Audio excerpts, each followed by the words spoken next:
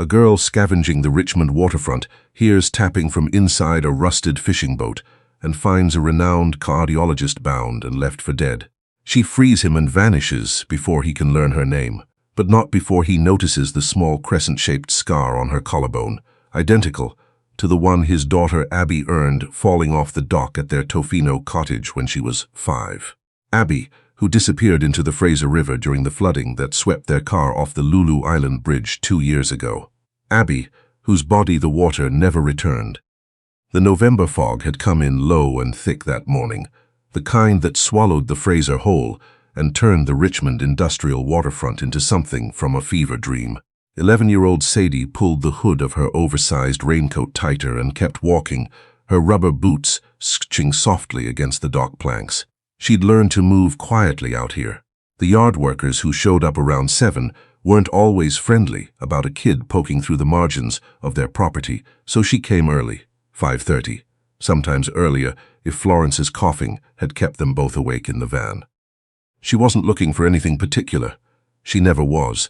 Copper tubing, a workable battery, the odd piece of marine hardware that Mr. Cho at the salvage depot would weigh without asking too many questions.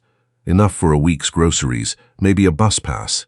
Florence's pension didn't stretch very far, and Sadie had long ago decided that it was her job to make up the difference. Florence never asked her to. That was precisely why Sadie did it.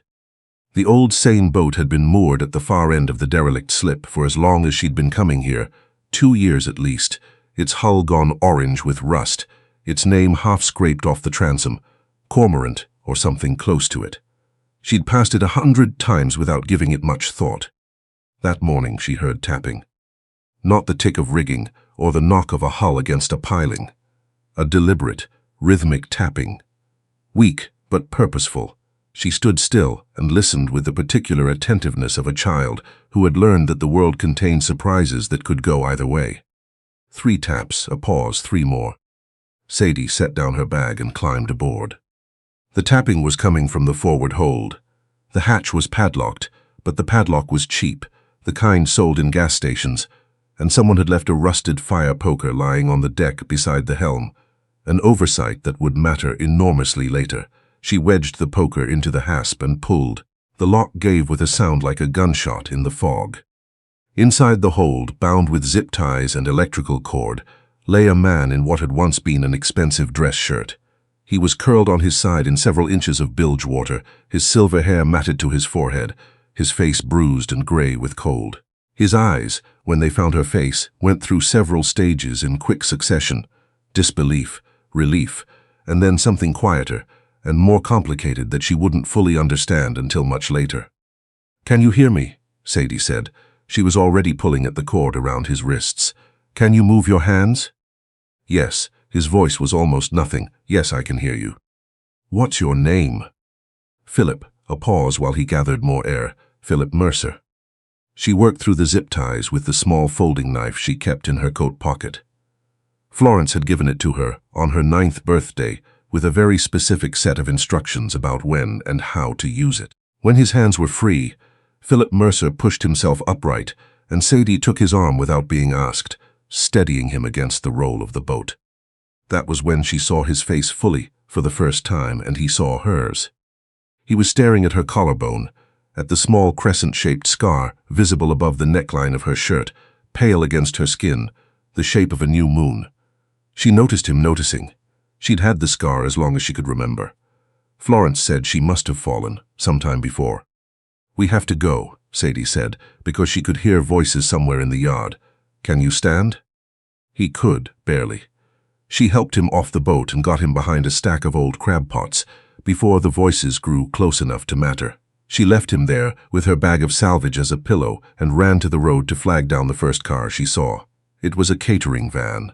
The driver called 911. By the time the ambulance arrived, Sadie was gone. Philip spent 4 days in Vancouver General before they let him sit up without the room tilting. The bruised ribs, the hypothermia, the dehydration, all of it was manageable in the technical sense that it could be measured and treated and eventually resolved. The other thing was harder to categorize. Detective Anita Lowell of the VPD sat across from him on the second day, with her notepad and her careful, unhurried questions. He told her what he knew. He'd been taken from the underground parking at his clinic in Yaletown, ambushed, a bag over his head, driven for what felt like 40 minutes. A warehouse somewhere south of the city. 2 men who never showed their faces. Then the boat, and the cold, and the water rising slowly in the hold. There was a girl, he said at one point, interrupting something Lowell was saying about security footage. She paused. A girl? A child. She found me. She freed me and got help and then disappeared before anyone could speak to her. At the industrial slip, Lowell made a note, "We'll look into it. Did she give you a name?" He shook his head. But what he didn't tell the detective, what he hadn't told anyone yet, because he didn't have the words for it that wouldn't make him sound unhinged, was the other thing, the scar, the particular angle of the girl's chin when she was concentrating, the way she'd moved, efficient and calm, with no wasted motion, like a child who had been solving practical problems her entire life. His daughter Abby had moved like that. Abby's mother, Claire, had died when Abby was 6, a quiet, terrible year that Philip still couldn't think about directly, only sideways. After that, it had been just the 2 of them, and Abby had decided somewhere in her private 7-year-old logic that the most useful thing she could do was become the most self-sufficient person in the household. By 11, she was pragmatic in a way that had awed her teachers and quietly broken Philip's heart with its beauty. Abby was gone. The flood had taken their car off the Lulu Island Bridge on a November night 2 years ago, when a section of road gave way without warning. Philip had been in the passenger seat. He'd been pulled free by the current and hauled out of the Fraser half a mile downstream. Abby had been in the back seat. Her seatbelt, the investigators concluded, had jammed. Her body had never been found, despite 6 weeks of searching that Philip had personally funded. Eventually, a judge had signed the declaration of death. Eventually, Philip had gone back to work. He had not, in any meaningful sense, gone on. The crescent, scar. He put it on the list of things that were coincidence, because the alternative was something he wasn't ready to examine in a hospital room with a detective 3 feet away. But in the nights that followed, quiet and fluorescent and medicinal, his mind kept returning to it the way a tongue returns to a loose tooth. He found the salvage depot through the VPD, who found the catering driver, who remembered approximately where he'd been flagged down. Mr. Cho, behind his counter of sorted marine hardware, studied Philip's face for a long moment before admitting that yes, there was a girl who came by sometimes. Smart kid, never stole, always there and gone before the other dealers showed up. She comes with an old woman sometimes, Mr. Cho said. White van, one of those older campers. They park down by the river flats on Finn Road when the weather's okay. Philip was there the next morning at 6. The van was white and battered, its sides streaked with road grime, a strip of blue tape holding one of the rear windows together. But someone had planted a small row of chrysanthemums in a coffee tin on the dashboard, and the curtains in the back windows were clean. He sat in his car and waited, and eventually Sadie came out. She saw him immediately. She stopped on the van's metal step, one hand on the door frame, watching him with the particular wariness of a child who has learned that adults appearing unexpectedly rarely simplifies things. "I'm not here to cause trouble," Philip said. He'd rehearsed this. "I just wanted to thank you properly, and to make sure you were all right." She studied him for a long moment. "You look better," she said finally, which was about the last thing he'd expected her to open with. "I feel better, thanks to you." She came down from the step and stood on the gravel with her arms crossed, not unfriendly, but taking his measure.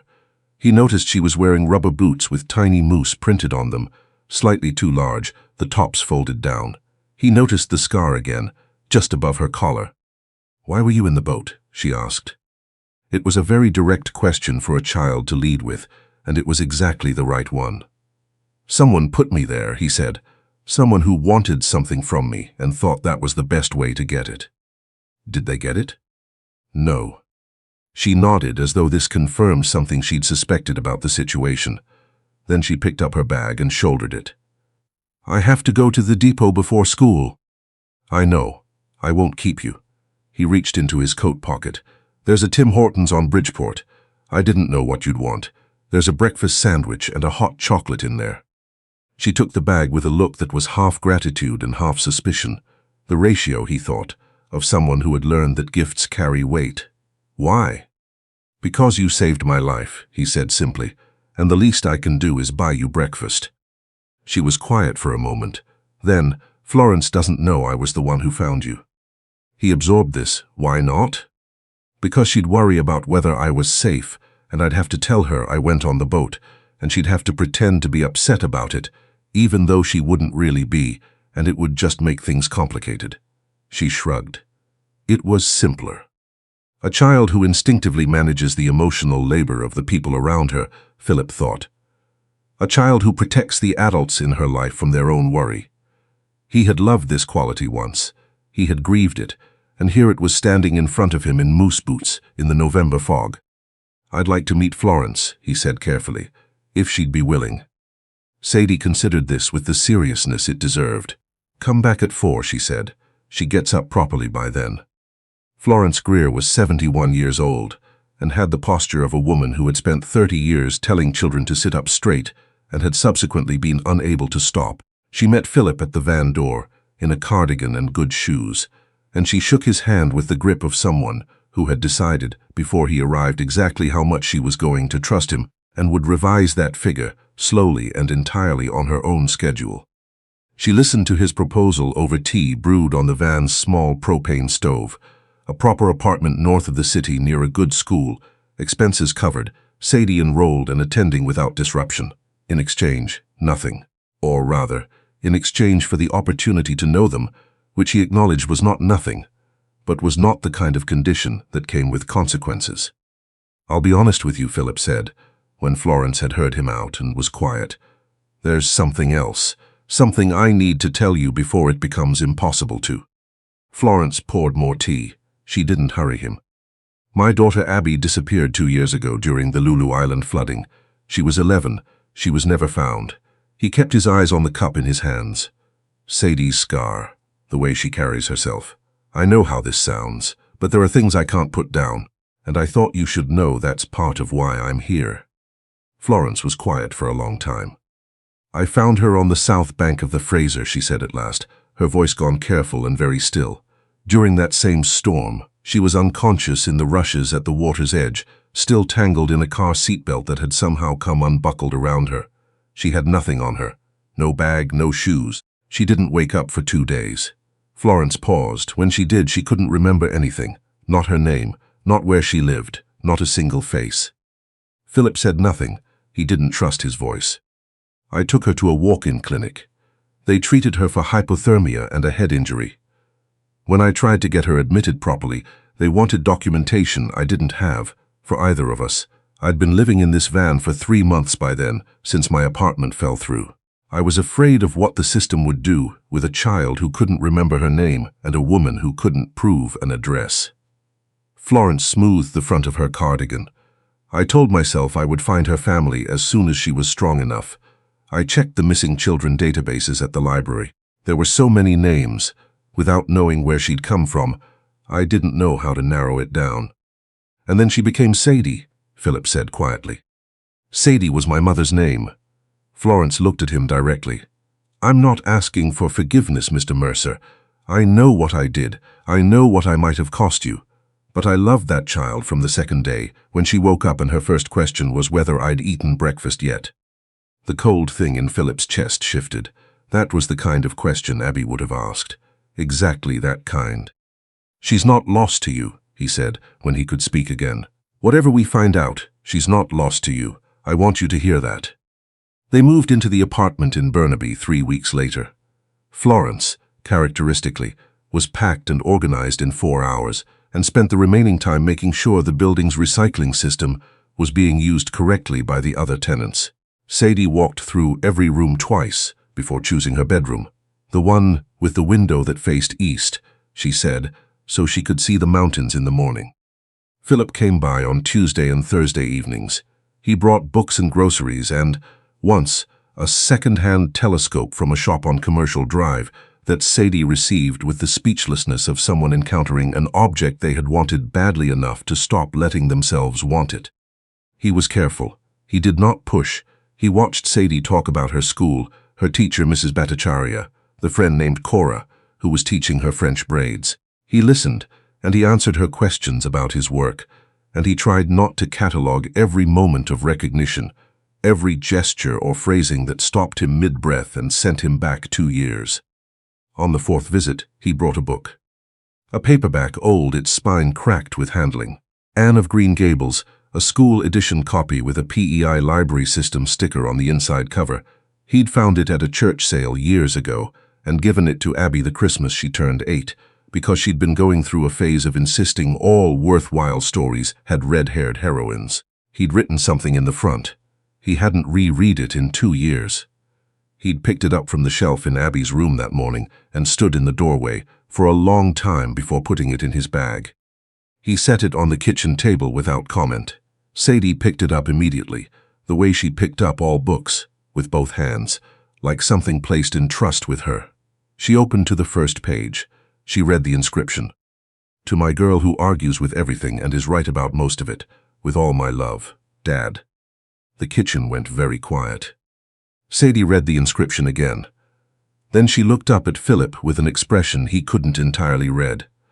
Something between confusion and a door swinging open. "You wrote this," she said. "Yes." She looked back down at the page. Her hand came up slowly and touched the handwriting. When she spoke, her voice was smaller than usual. "I know this handwriting." Philip didn't move. He wasn't sure he was breathing. "I see it on a birthday card," she said, reaching for something at the edge of her vision. "A card with a whale on it.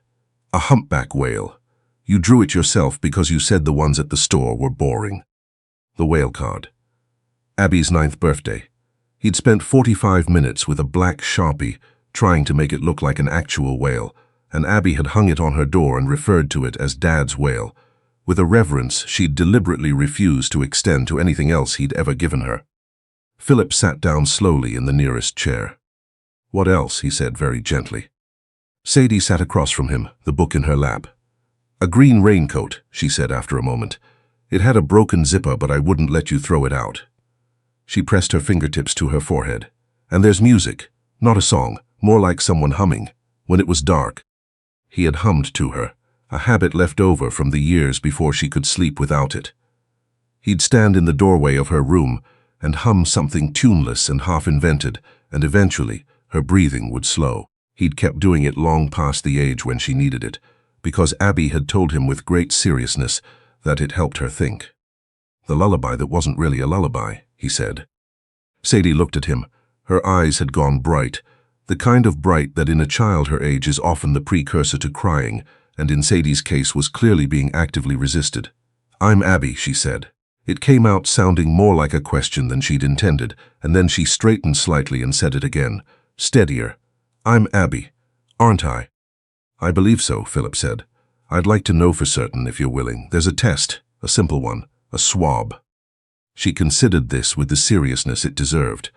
"And then what happens?" "Then we figure out what comes next, together, the 3 of us." "Florence too." "Florence too," he said. "She isn't going anywhere, I promise you that." The DNA results took 48 hours. Philip spent most of them doing rounds at the hospital, because work had always been the place where the world contracted to manageable size. On the second evening, he came home to a voicemail from his brother-in-law. Derek Caulfield's voice on the message was pleasant, in the way that pleasantness does structural work. He wanted to discuss the clinic again, he said. The offer from Norland Health Systems was still open. He hoped Philip was being reasonable about things. Derek had married Philip's sister some years before their marriage had collapsed, and had kept, through the divorce, a tenacity about the business relationships he'd built through the family. He'd been pushing the Norland sale for 2 years. Philip had been refusing for 2 years. 2 weeks before the kidnapping, the pushing had escalated to the point that Philip had called his lawyer. He hadn't yet told the police about Derek. He had no proof, only the shape of a motivation, a pattern of pressure, and the particular tone of a man who had decided that what he wanted was owed to him. Now, listening to the voicemail, Philip's chest did the thing it had been doing since the hold of the cormorant, a slow, cold recognition. He called Detective Lowell. Lowell had already been looking. By the next morning there was enough, financial, records, a connection between Derek and one of the men who'd taken Philip. phone numbers appearing in both their call histories at the wrong times for a warrant. But warrants take time, and time was the one thing that ran out. Derek came to the apartment on Sadie's second evening there, after Philip had moved them both in as a precaution while the police built their case. He came through the parking garage because he had once dropped Philip home from a dinner and been given a guest code that Philip had not yet thought to revoke. He knocked at the apartment door with the air of a man who believed audacity was its own kind of authority. Philip answered. What happened in the next 20 minutes, Philip would remember afterward in pieces. The argument that escalated faster than arguments should, Derek's demands about the clinic, the documents he'd brought that he intended Philip to sign. The moment the conversation turned, in a way that put Philip with his back against the kitchen counter, and Derek between him and the hallway, and the particular quality of silence that meant something was about to break. And then Sadie came out of the bedroom. She was in her pajamas, her hair loose, holding Anne of Green Gables against her chest, the way she'd taken to carrying it around the apartment since Philip had given it to her. She looked at Derek. Derek looked at her. "You're the man who came through to our cottage," Sadie said. Her voice was entirely steady. "You had sunburned shoulders and you argued with Dad about something by the water. You thought I couldn't hear, but the window was open." She tilted her head slightly. "You said he was being an idiot. He told you to get off his dock." Derek had gone the color of old ash. "You were 8 years old," he said. His voice had lost its authority entirely. "I was 8 years old," Sadie agreed. "And you were already trying to take the clinic then. And here you are again." The apartment door opened behind Derek. Detective Lowell came in with 2 officers, quiet and quick.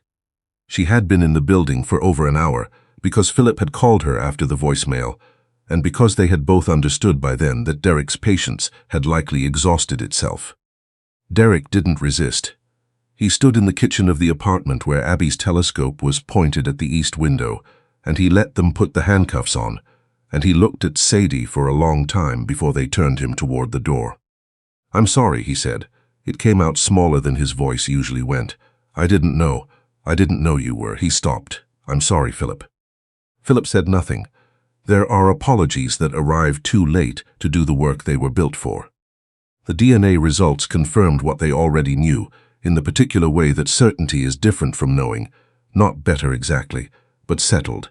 Abigail Rose Mercer, born as 11 years prior in Vancouver, was alive. The legal process of restoring her took longer than the emotional one.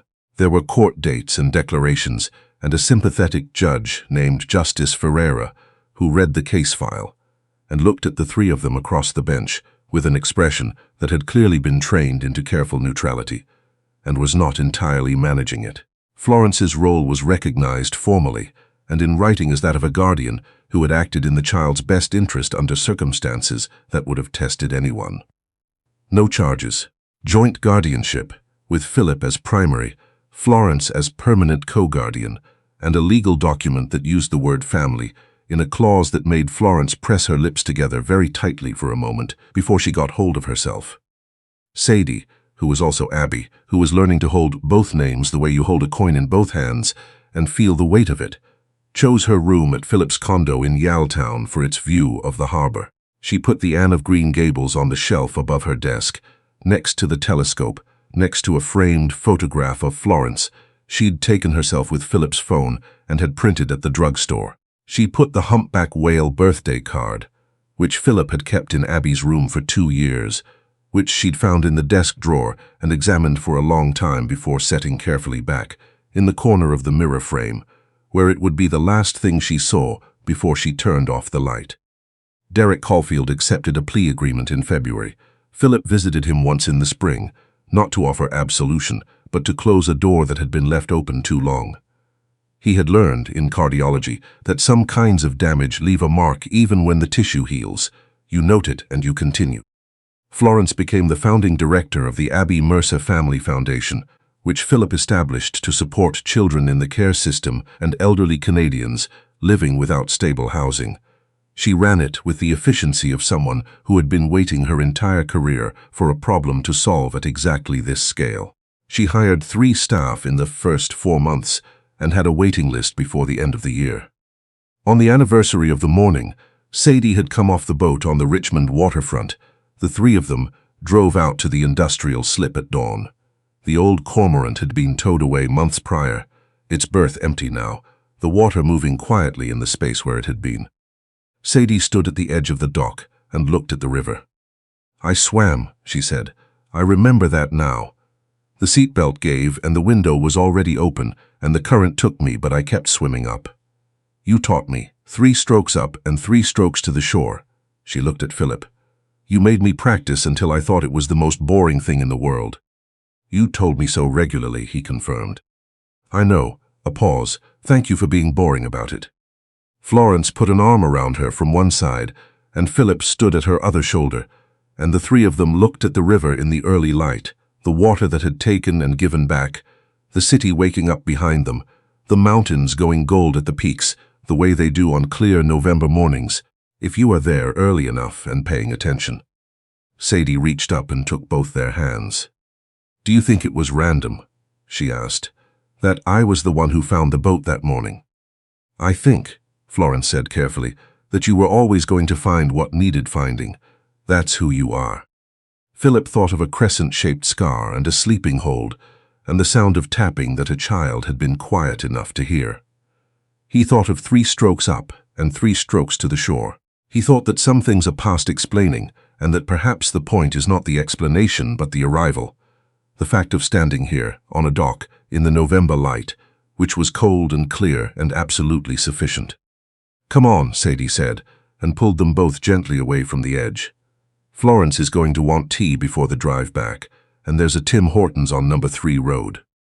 They walked back along the dock together, and the river kept moving beside them, unhurried and indifferent, and somehow, despite everything, entirely on their side.